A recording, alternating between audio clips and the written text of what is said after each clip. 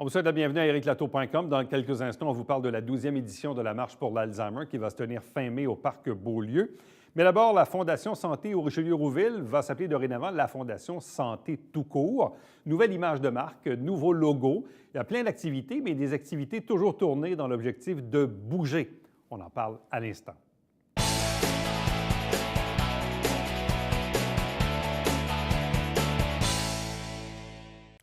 La Fondation Santé au Richelieu-Rouville se dote d'une nouvelle image de marque. Et d'ailleurs, pas plus tard qu'il y a quelques jours, il y avait une super activité qui se tenait au Fort Saint-Jean avec cette soirée gastronomique.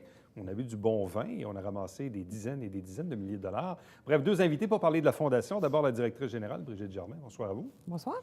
Accompagnée du président du conseil d'administration, Sylvain Lassard. Bonsoir et bienvenue. Bonsoir. Merci pour l'invitation. Bien, ça fait plaisir parce que la Fondation, évidemment, existe depuis fort longtemps. Elle s'est même un peu agrandie au fil des ans avec les territoires au Richelieu et Rouville. Et vous avez gardé aussi votre identité malgré la fusion là, des méga 6 qu'on connaît aujourd'hui, parce que Charles Lemoine a aussi poursuivi sa propre fondation.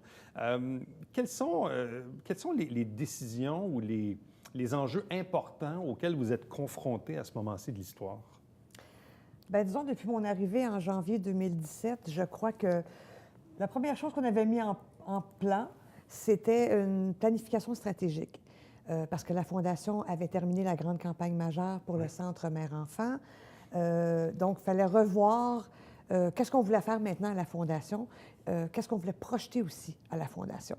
Et à partir de là, c'était une mission que les membres du CA m'avaient donnée et que nous avons travaillé avec une équipe de professionnels externes pour revoir toutes nos façons de faire, nouvelle image, nouvelle mission de la Fondation Santé. Bon, parce que, évidemment, les missions ont peut-être, oui, changé, évolué avec le temps. Je me rappelle, il y a peut-être 10-15 ans même, on était beaucoup dans la pédagogie en se disant, bien là, on va essayer d'éduquer les gens à prendre soin d'eux. Il y a eu le défi Je bouge avec mon médecin même au début. C'est un peu dans cette philosophie de dire, on va jouer un rôle un peu plus pédagogique. Après ça est arrivé la grosse campagne de 5 ans, on le sait, bon, aussi avec la construction du nouveau bâtiment. Là, pour vous, membre du conseil d'administration, comment vous voyez l'avenir de votre fondation, de cette fondation? Si je complétais ce que Brigitte vient de nous dire, on voit la Fondation comme la Fondation 2.0. Ouais. Ce qui veut dire, ce qu'on a vu, c'était quelque chose, ce que l'on verra, ce sera complètement autre chose, parce que les gens doivent s'identifier à leur fondation pour ce qu'elle deviendra, et non pas pour ce qu'elle a été. On a été la Fondation de l'hôpital, on était la Fondation Rouville, on était la Fondation Réal-Ouimet, on était toutes sortes de choses. Et on est très connus, hôpital autour de Saint-Jean. Et la Fondation, c'est la fondation du territoire, de tout le territoire qu'on vient de nommer. On part de Saint-Césaire en passant par Chambly, Saint-Jean, et on s'en va vers les lignes, Saint-Bernard-de-la-Colle, Venise en Québec, dans ces coins-là. Et on est peu connus, peu reconnus. Et on doit changer cette image-là. Et le 2.0 semble un peu drôle quand on le dit comme ça, mais c'est vraiment une réalité. On doit faire un virage et changer. C'est pour ça que la fondation que vous avez identifiée comme étant la Fondation au Richelieu-Rouville devient la Fondation Santé. Il y a une Fondation Santé. Les gens du territoire, on veut qu'ils se reconnaissent Quand ils entendront Fondation Santé, c'est ma fondation. Pas besoin de réfléchir, c'est ma fondation. Pas besoin Parce qu'au Richelieu-Rouville, ce n'est pas significatif pour monsieur tout le monde. C'est plus technique un peu. C'est très technique. C'est technique, c'est territorial. Oui. Et même encore pour plusieurs, puis même moi dans mon entourage, je dis, un événement vendredi, la Fondation, Fondation d'hôpital. Oui. Et ça, et probablement que même dans 20 ans, on va l'entendre encore. Dire. Mais c'est ça. Donc, les gens restent accrochés un peu au démarrage d'un organisme qu'on appelait Fondation de l'hôpital, Fondation au Richelieu-Rouville, Fondation Santé aujourd'hui. Donc, on est un peu dans le marketing, mais en même temps, le message ou la communication qu'on envoie dans une communauté, c'est quand même important de clarifier le message. Oui, tout à fait. Puis c'est de là que ce qui en est ressorti de la planification stratégique, c'est prouvé, on n'a rien inventé, que quelqu'un qui fait plus d'activités, qui bouge plus, va avoir une meilleure santé, aura peut-être moins besoin des services de santé, etc. On n'ira pas jusqu'à la fin. C'est pour ça que maintenant, nos événements vont tourner vraiment autour des activités « Je bouge ». Précédemment, c'était « Je bouge avec mon médecin ». Maintenant, tous les événements, les activités qu'on va faire, ça va être dans le cadre de penser « Je bouge ». Donc, ça va être des événements qui vont être physiques. Vous parliez de la soirée gastronomie de vendredi dernier à la Corporation. Ça s'est terminé par une soirée dansante. Les gens ont bien mangé, ont bien bu, ont dégusté. Maintenant, il faut bouger. Alors, c'est toujours dans cette optique-là. Notre tournoi de golf, s'il y a encore lieu l'an prochain, est-ce qu'il va y avoir des voiturettes? Peut-être Peut-être pas. pas. Notre défi Je bouge actuel, qui est, mettons, le samedi de 7 h le matin à 12h15 environ, est-ce qu'il sera plus long? Est-ce qu'il pourrait y avoir un départ qui sera de Marieville, simultané avec Saint-Jean, simultané avec Venise en Québec? C'est toutes des choses. Est-ce qu'il pourra durer 48 heures? Est-ce qu'il pourra y avoir un défi Je bouge l'hiver? Une course sur la bande du canal? Alors, c'est vraiment tout ça qu'on a remis en question pour faire bouger les gens de la grande région, tout ensemble pour une même cause. C'est-à-dire que les sommes qui seront amassées seront remises, oui, pour l'hôpital, pour les équipements, pour l'aménagement des lieux, mais aussi pour les CHSLD puis les CLSC qu'il y a partout sur le territoire. Et au conseil d'administration, est-ce qu'on bouge beaucoup? Ah oui, on bouge. Oui. On est ceux qui bougeons le plus, évidemment. Mais bouger, puis je vais le dire à la blague un peu psychologiquement, d'accepter de revoir complètement les fondements de ce que nous faisions. C'est un exercice qui a l'air simple, mais qui ne l'est pas tant que ça. Parce qu'on sort complètement des sentiers battus, on met tout sur la table, on dit qu'est-ce qu'on va faire dorénavant? On est-tu prêt à accepter de discarter des activités qu'on a fait pendant un certain temps? C'est des choix stratégiques. Des choix stratégiques d'image, des choix de visibilité. Et qui seront ceux qui nous aideront demain à la Fondation? C'est ceux qui arrivent comme vous, dans votre âge. C'est notre trentaine, nos gens de 30 ans, de 25, de 40. Et comment je vais aller chercher ces gens-là? C'est pas de la même façon que les autres. C'est sûr que les fondations d'hôpitaux à l'époque, qui se sont élargies au fil du temps, ont très souvent été mis sur pied parce qu'à une certaine époque, on voulait acheter un gros morceau, on n'avait pas d'argent pour le faire, les gouvernements coupaient. Puis c'était le cas ici, dans les années 80, avec Norbert Gagnon, entre autres. On avait besoin d'acheter un scan. Puis le gouvernement n'avait pas d'argent pour payer un scan. Puis finalement, la communauté s'est mise ensemble. On s'est dit, tiens, on va mettre une fondation. Puis ça devait durer une couple d'années. Puis là, finalement, on est là, puis ça doit faire quoi, 25-30 ans, si c'est pas plus. Là. Donc, on voit que c'est un peu comme l'impôt, ça, finalement. Hein? Il n'y a rien de moins temporaire que l'impôt. C'est vrai. Donc, les fondations, et je présume aujourd'hui que même du côté du CIS de la Montérégie-Centre, on doit même avoir certaines attentes à l'égard de votre fondation et de celle de Charles-Lemoine afin de contribuer aux achats d'équipements ou au financement de certains services. Il doit y avoir une liste d'épicerie qui vous est donnée. Bien, je ne dirais pas le mot liste d'épicerie quand même, parce que c'est quand même des besoins réels. C'est pas, ils ne nous sortent pas leur dada là, que le gouvernement ne veut pas payer ou quoi que ce soit. Puis, je pense qu'à notre fondation, je ne peux pas parler pour la fondation de Charlemagne. Oui, je connais bien la directrice là-bas, mais on ne travaille pas nécessairement en collaboration. Là. Mais je crois que nous, il y a un travail vraiment qui est fait avec la direction de l'hôpital. Puis, c'est vraiment des besoins réels. Puis, on veut aussi aider... Pas un service à la clientèle, mais comment que la personne qui passe en quelque part dans le système de la santé, qui soit bien accueillie, qui soit... Sans parler de liste d'épicerie, mais je ne sais pas, moi, si je parle à Richard Deschamps là, du 6 Montérégie-Centre, là, c'est quoi qu'ils ont de besoin? C'est quoi qu'ils n'arrivent pas à financer puis qui vous demandent un petit coup de main? Ça peut être parfois des éléments d'accessibilité, par exemple, ou de confort. Je donne un exemple. En cancérologie, c'est plate d'en parler, mais quand tu as des traitements de chimio, tu es assis dans une chaise comme on a ici, puis qu'elle n'est pas confortable, puis tu as 3 heures à être assis là, c'est un peu désagréable. Et il y a des choses comme ça que c'est pas aujourd'hui la priorité du ministère de remplacer ces équipements-là. Donc, on a à différents égards comme ça des éléments que le système n'est pas prêt à changer, puis que la Fondation peut venir contribuer pour aider. Et c'est rarement des choses nouvelles. Souvent, ça va être du remplacement, en autant que les budgets sont là pour les faire fonctionner. Évidemment. Ça s'est fait ailleurs, malheureusement. Trucs, mais il faut que ça roule après. Il faut que ça roule, donc toujours attaché avec eux.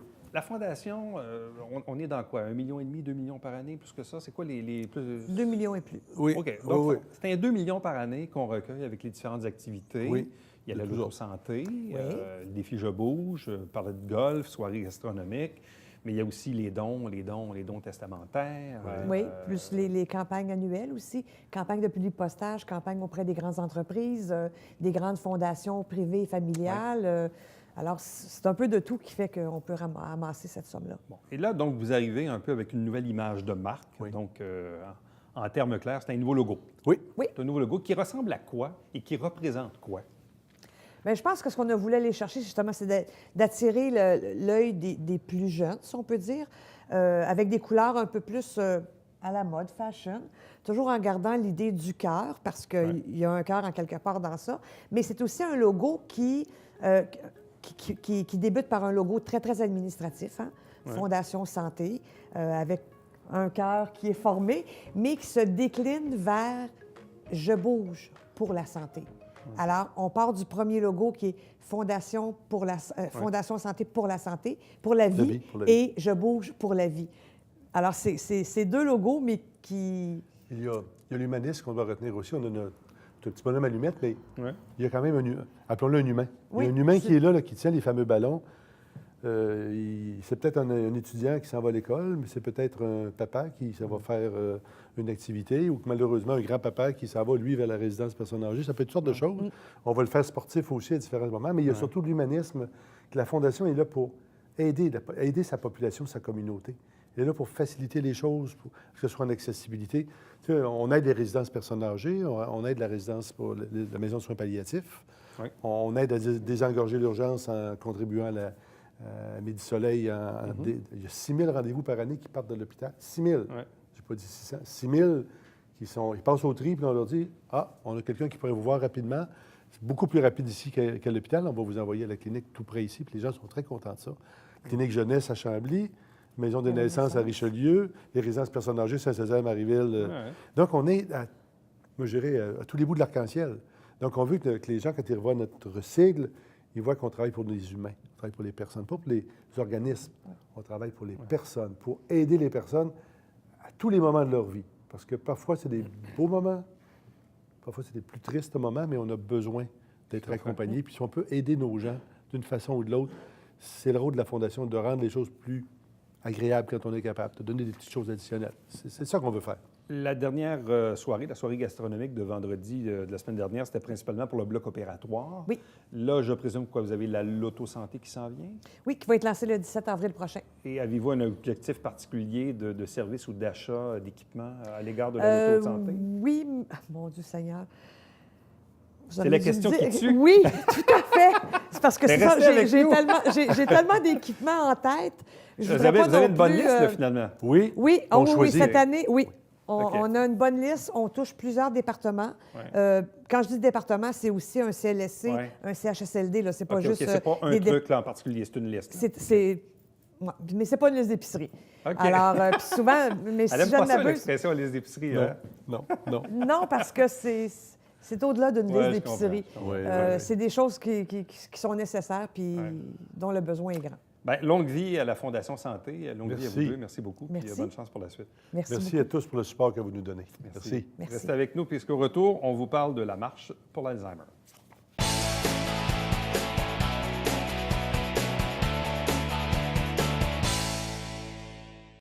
Mesdames et messieurs, bonjour et bienvenue à la Justice entre nous. Mon nom est Serge.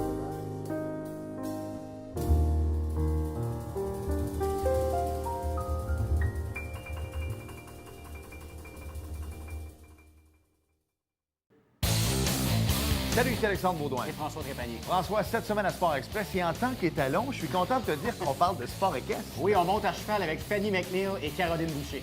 Fort intéressant. Oui. Manquez pas.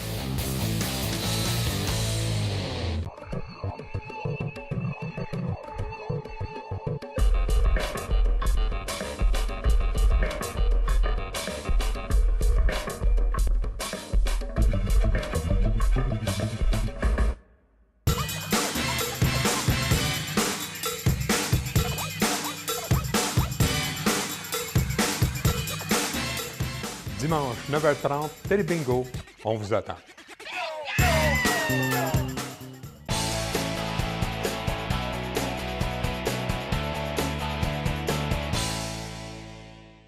Douzième édition de la Marche pour l'Alzheimer présentée ici à Saint-Jean-sur-Richelieu le dimanche 27 mai au Parc Beaulieu.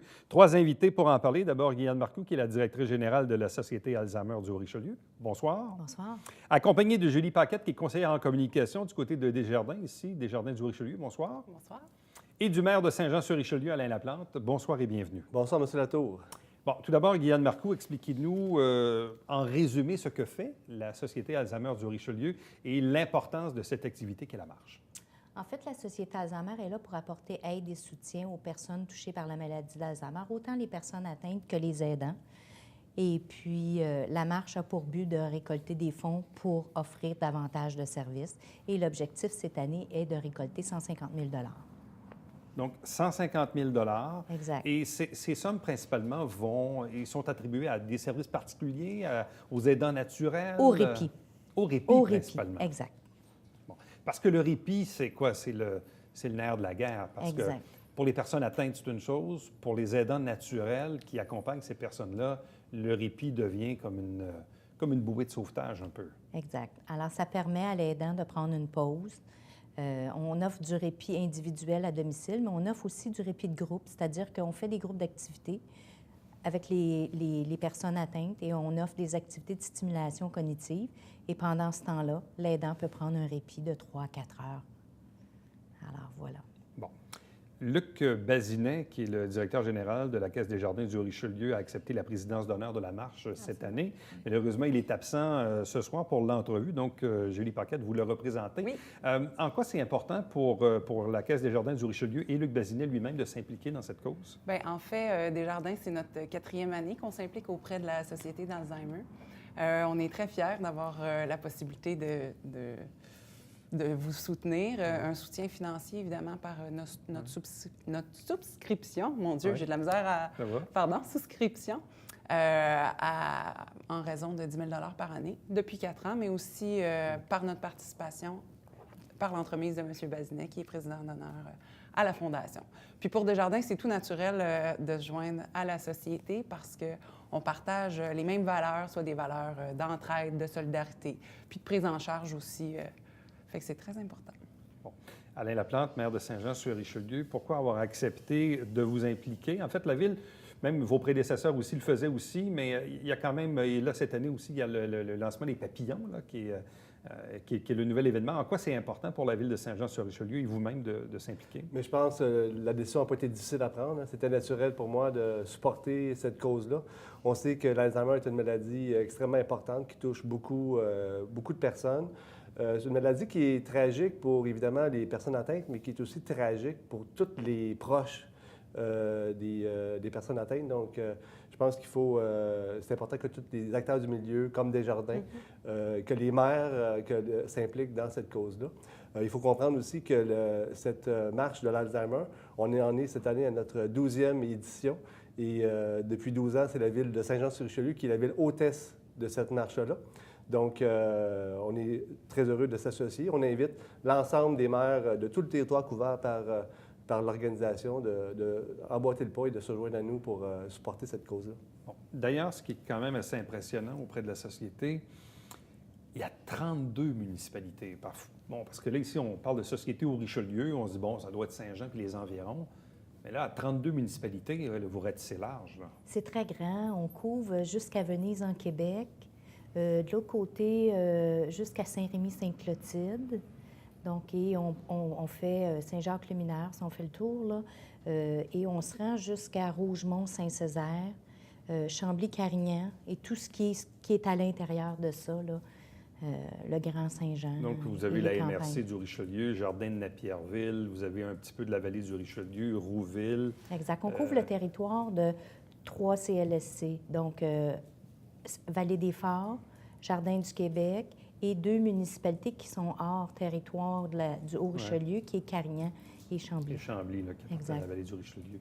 Donc, pour vous, Alain Laplante, donc c'est important de lancer ce message-là aussi à vos 31 autres collègues maires dans la région. Oui, tout à fait. Puis, comme vous le mentionnez, cette année, il y a une nouveauté. Il y a l'envolée de papillons.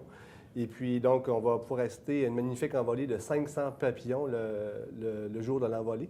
Donc, on invite tous les citoyens à se procurer au coût de 10 ces papillons-là. Donc, en la mémoire des personnes atteintes de la maladie. Bon, donc, l'envolée des papillons.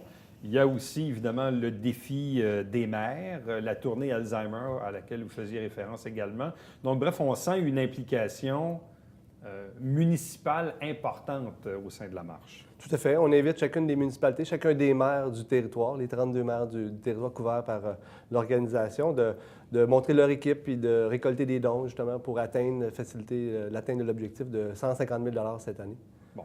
parlais tantôt, parce que les gens peuvent marcher, évidemment, monsieur, madame, tout le monde peut s'inscrire, bien sûr, à la marche.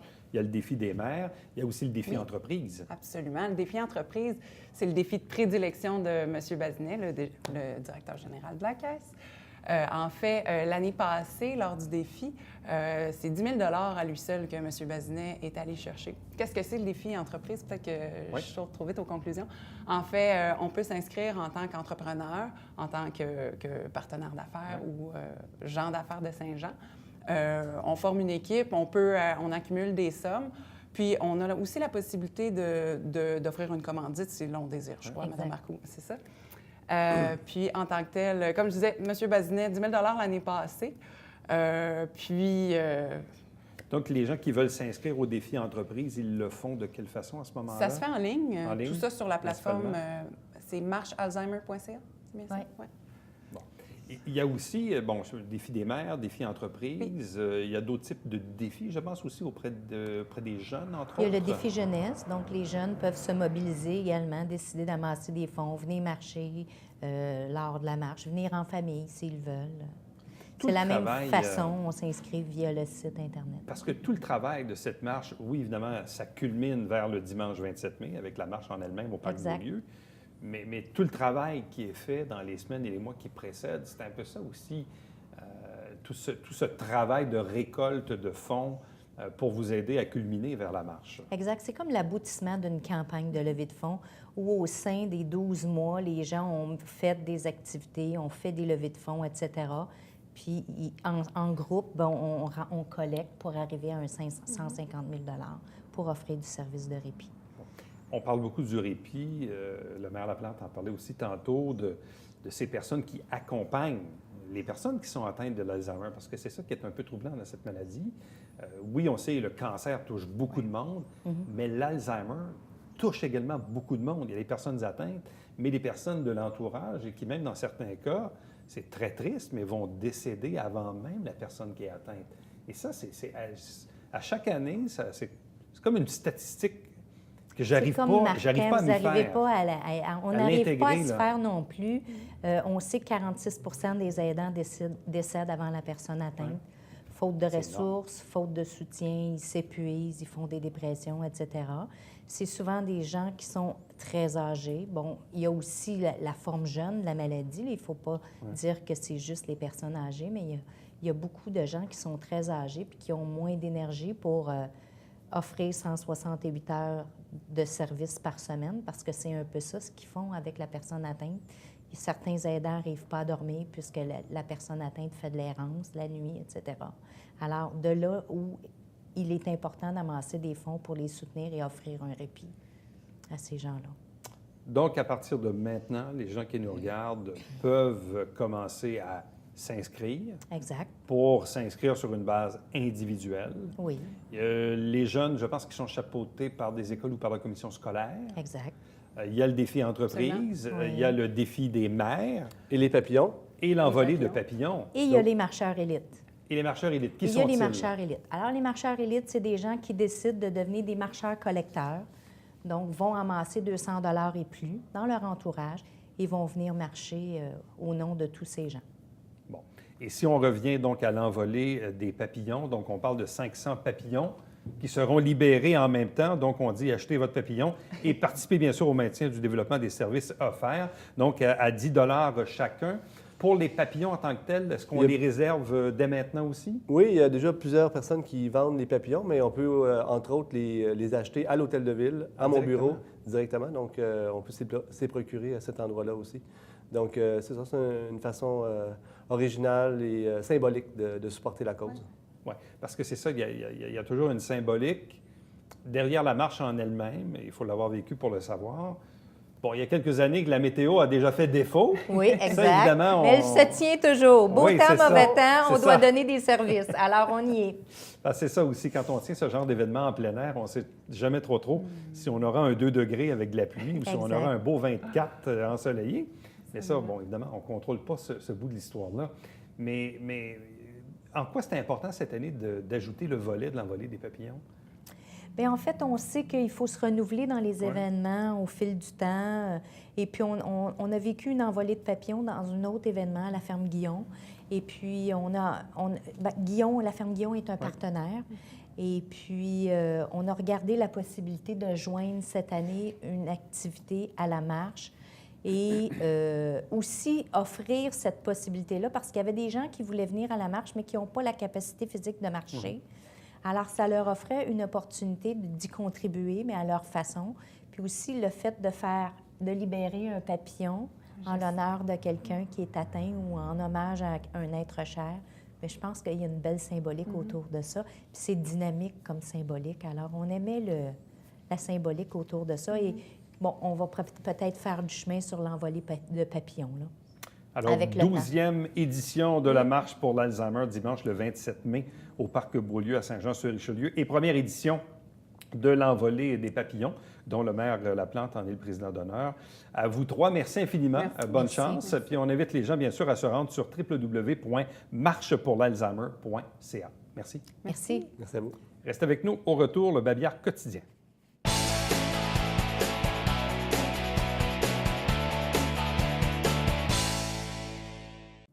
À compter du 1er avril, c'est le retour hebdomadaire pour la collecte des ordures ménagères. Donc, à chaque semaine, on va reprendre le fameux bac vert à la rue, donc à compter du 1er avril. Chaque semaine, c'est l'émission Saint-Jean-sur-Richelieu. On résume les travaux du Conseil de ville. Vous avez les détails à l'écran. Également, le dimanche matin, c'est le télébingo. Mais là, exceptionnellement, pour le congé pascal, dimanche 1er avril, il y aura 5 000 $ en prix. Donc, allez chez nos détaillants pour acheter vos livrets. À demain. Bye-bye.